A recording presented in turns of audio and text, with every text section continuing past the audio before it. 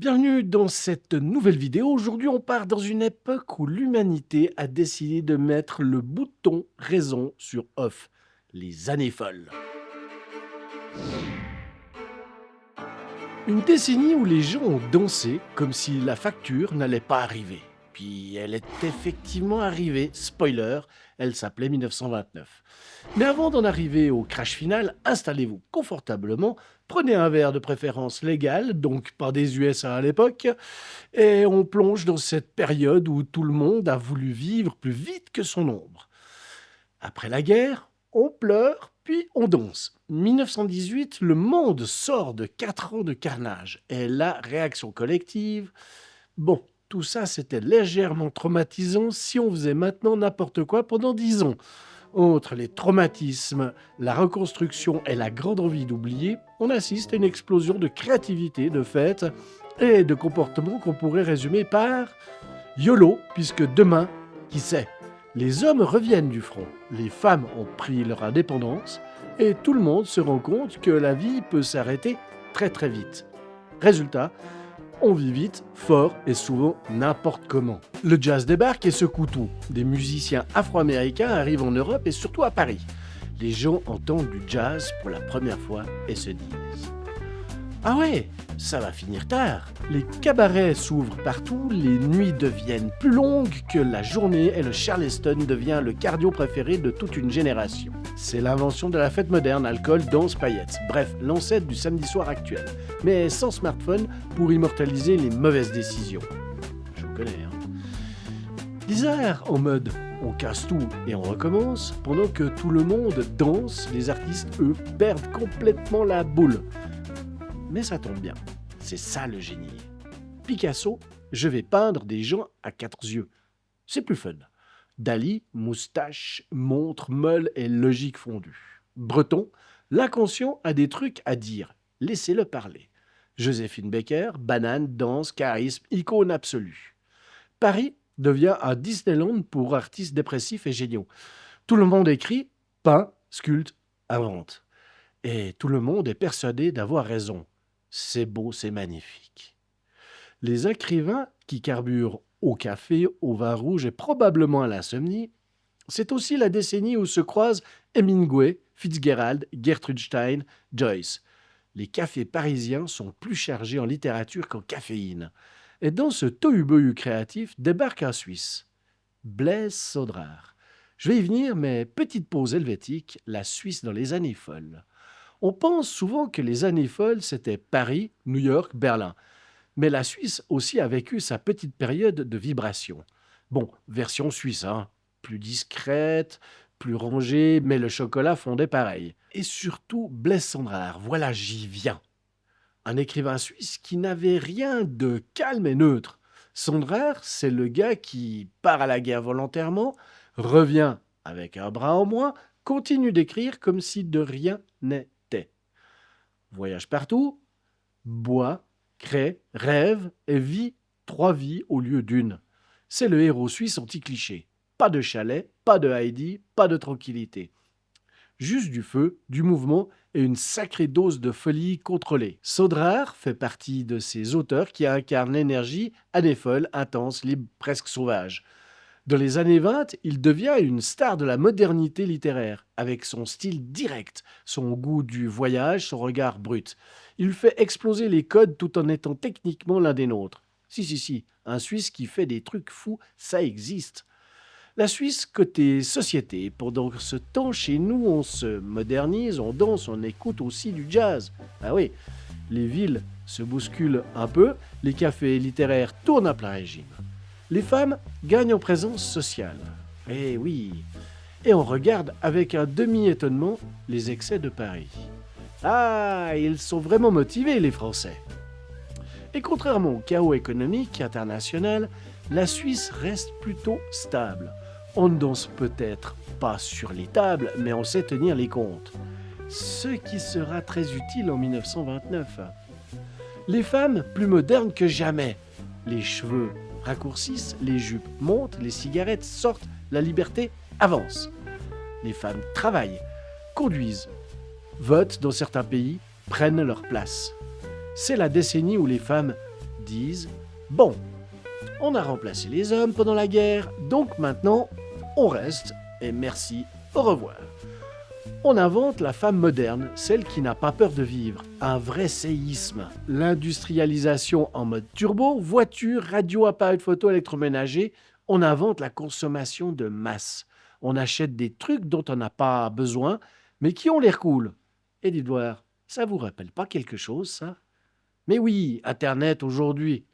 La publicité devient un art. Les vitrines explosent, l'économie tourne, tout le monde dépense comme si l'argent poussait sur les arbres. Mais le mur de 1929, fin de la fête. Comme toute bonne fête, trop intense, ça finit mal. Très, très, très mal. Le crash de Wall Street explose, les banques s'écroulent, les marchés s'effondrent, les investisseurs hurlent et les années folles s'arrêtent brutalement avec la gueule de bois la plus sévère de l'histoire. La Grande Dépression commence et là, tout le monde regrette un peu d'avoir dansé autant. Voilà les amis, on vient de traverser les années folles, cette période où tout le monde dansait, buvait, créait, dépensait. Bref, vivait comme si la vie n'avait aucun bouton pause. Un peu comme moi quand je fais mes recherches à 3 heures du matin pour te pondre ces vidéos. 1930-1933, l'Allemagne tombe dans les bras d'Hitler. Pendant que le monde galère en Allemagne, un parti qui faisait que 2% hier se réveille aujourd'hui avec une moustache devenue tristement célèbre et des idées encore plus inquiétantes. Résultat, Adolf Hitler devient chancelier en 1933 et transforme la démocratie en dictature plus vite que tu finis un paquet de chips. Mais qui était Adolf Hitler? Petit portrait express. Ah, Adolf Hitler, un homme qui rêvait d'être artiste, mais que même les profs des beaux-arts ont refusé. Résultat, il a décidé de refaire non pas un tableau, mais la carte entière de l'Europe au rouleau compresseur. Parce que visiblement, la rancune chez lui, c'était un hobby à plein temps. Imagine, un type frustré, mégalomane, obsédé par des théories raciales inventées, incapable d'accepter un non, et qui en plus haranguait les foules avec une agressivité théâtrale difficile à ignorer. Adolf Hitler s'engage comme volontaire dans l'armée bavaroise en août 14. Il sert comme messager de régiment au 16e régiment d'infanterie de réserve bavarois, appelé le RIR 16 ou régiment List. Finalement, un simple facteur. Il participe aux batailles de la Somme, d'Ypres et de l'Artois. Il est blessé en 1916, éclat d'obus à la cuisse. Il reçoit l'Iron Cross, croix de fer, de 2e puis 1re classe. Rare pour un simple caporal. Mais il avait de bonnes relations avec ses officiers. En 1918, il est temporairement aveuglé par un gaz irritant lors d'une attaque britannique. Et niveau comportement, ses camarades le décrivent comme solitaire, obsédé par la discipline, politiquement extrémiste, même à l'époque, et un peu étrange pour reprendre leurs mots polis. Oui, Hitler a combattu en 14-18, mais contrairement aux autres soldats qui ont frôlé la mort et rêvent juste de rentrer chez eux, lui a profité de l'expérience pour en ressortir avec un égo surdimensionné, un ressentiment infini contre tout le monde et une obsession pour réparer l'Allemagne, en la détruisant encore plus 20 ans plus tard. Et la Suisse dans tout ça? Elle regarde son grand voisin devenir un volcan politique et pense « Bon, on va rester neutre, très neutre, ultra neutre ». La Suisse dans les années 30, neutralité, prévoyance et sueur froide, pendant que le monde fait n'importe quoi. La Suisse, elle joue son rôle préféré. Le type calme dans une soirée où tout le monde se dispute. Mais derrière le sourire poli, c'est panique à bord. Augmentation du chômage, tension sociale, flirt du parti frontiste avec les idées fascistes, peur de finir coincé entre l'Allemagne nazie, l'Italie fasciste et une France nerveuse comme un hérisson. Le gouvernement renforce l'armée, la défense nationale et se dit « On n'a pas de pétrole, pas d'armée géante, mais on a des montagnes, beaucoup de montagnes. On va miser là-dessus. » 1935-1936, le monde joue au risque, mais en vrai. En 1935, Benito Mussolini envahit l'Éthiopie dans une manœuvre d'impérialiste aussi brutale qu'absurde. La Société des Nations, qui était censée empêcher ce genre de choses, fait eh bien pas grand-chose. En Suisse, la SDN est à Genève, oui, mais est-ce que ça nous aide vraiment? Réponse. Non. Et pourtant, la SDN est censée empêcher ce genre d'agression se révèle largement impuissante. 1936-1939, la guerre d'Espagne, une préfiguration dramatique de la Seconde Guerre mondiale. La guerre civile éclate en Espagne, d'un côté les républicains, de l'autre Francisco Franco, soutenu par l'Allemagne et l'Italie. Au-dessus, la Luftwaffe en profite pour mener des bombardements sur Guernica, une tragédie qui restera l'un des symboles atroces du conflit. La Suisse voit arriver des milliers de réfugiés espagnols. Mais attention, pas tous. Neutralité oblige.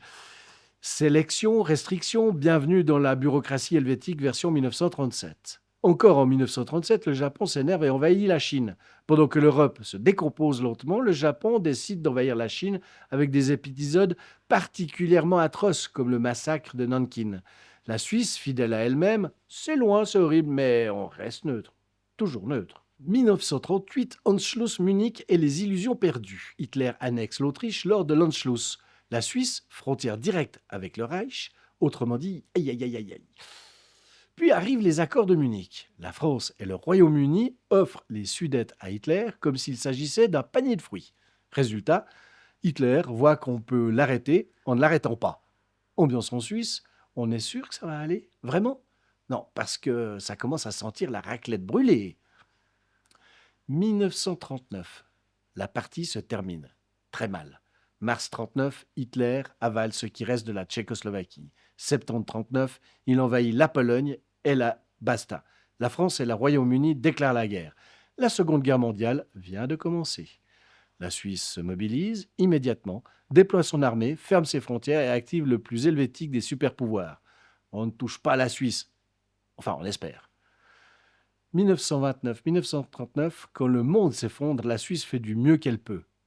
Cette décennie, c'est une économie mondiale, chaos, des dictatures qui poussent comme des champignons, des guerres tests, des démocraties molles et une Suisse qui joue l'équilibriste sur un fil tremblant entre deux monstres. La morale. L'histoire ne se répète pas vraiment, mais elle a un humour douteux et adore recycler ses intrigues. Si cette balade dans la décennie la plus toxique du XXe siècle t'a plu, abonne-toi, like, active la cloche, ou l'histoire risque de se répéter et on veut éviter ça. Ciao!